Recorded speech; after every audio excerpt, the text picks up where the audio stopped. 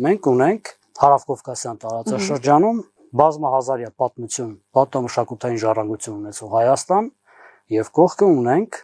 եղբայրական հարևան Վրաստան եւ վրացի ժողովուրդ։ Սրանք հազարամյա պատմություն եւ ժառանգություն ունեցող երկու պետություններ եւ ժողովուրդներ են։ Եւ կողքը ստեղծվել է, առաջացել է նոր պետություն եւ նոր ժողովուրդ, որը նույնիսկ չունի էլ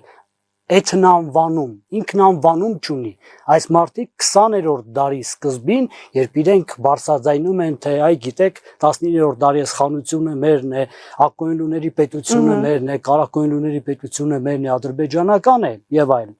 Իրենք նույնիսկ 20-րդ դարի սկզբին չունեին էթնանվանում։ Բազմաթիվ դրվագներում ես այս օրինակը բերել եմ անգամ ուսանողներիս մոտ, երբ 1908 թվականի Բաքվի աֆիշայի թատերական ներկայացման աֆիշայի վրա չիմանալով